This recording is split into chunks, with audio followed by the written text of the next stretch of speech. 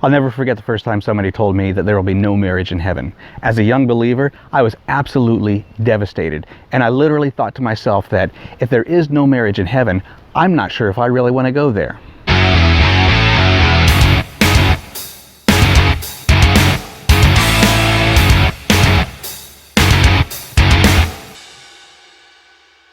Hey guys, Jeremy Skinner here on 10 Minutes of Truth, your channel for 10 minutes of accurate biblical truth that, if applied, will change your life. If you've not already done so, I want to encourage you to take that cursor down to the lower right-hand corner of the screen and click that red subscribe button and the notification bell right next to it, because you don't want to miss any of the videos that are going to be uploaded in this series as we talk about the subject of heaven. We're covering questions like, if I have a miscarriage or if my baby dies, where does he go after that? If my baby is in heaven, will I recognize him and will he recognize me? Will I know my family? Do I earn my wings after I die? The Bible talks about angels in heaven. Does that mean I become an angel? Hey, all of these questions and more will be answered in this series. And if you have a question about heaven, be sure to put that in the comment section of this video, and we'll be sure to get to those throughout this series. This is my wife, Michelle, and I can honestly say that Michelle is my best friend.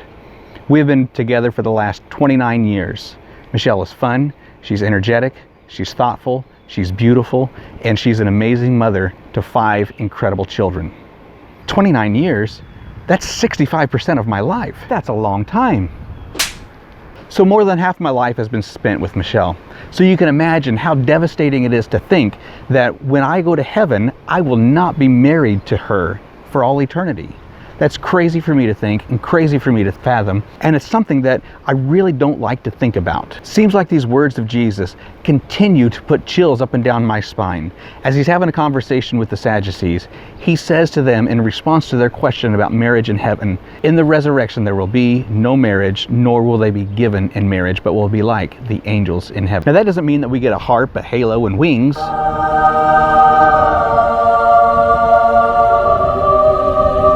What it means is, we'll be like the angels in regard to marriage. And angels never married.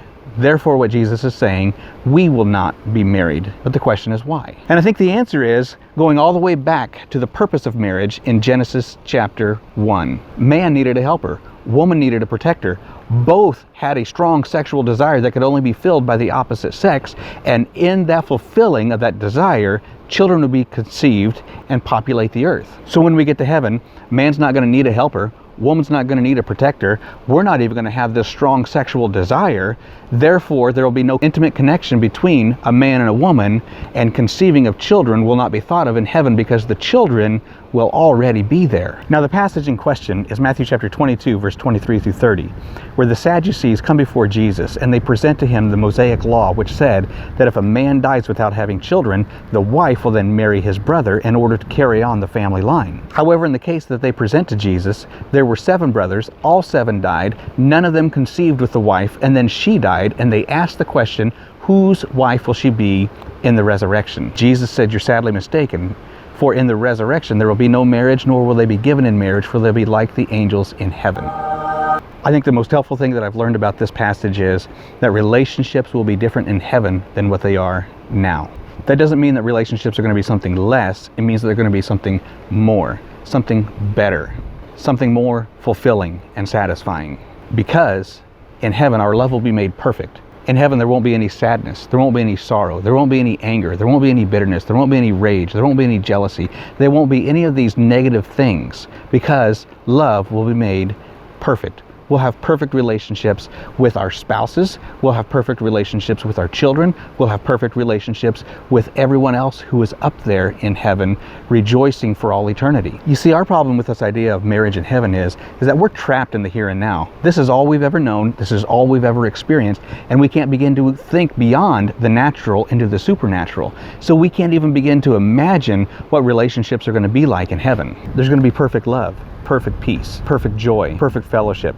Every dimension of life is going to be perfect. So with that love being made complete, there will not be any needs that we have that God himself doesn't take care of. So although God did ordain and bless marriage, he never intended marriage to be an eternal relationship. And although there are marriages that are made in heaven, they will not carry over into heaven. Now, I don't like the thought of that any more than you do, but it's the truth, and we must embrace it, and we must accept it as God's truth. And that when we get to heaven, all things will be made new. Hey, this is Jeremy Skinner bringing you 10 minutes of accurate biblical truth that, if applied, it will change the way that you do life. Don't forget to hit that subscribe notification bell, and God bless.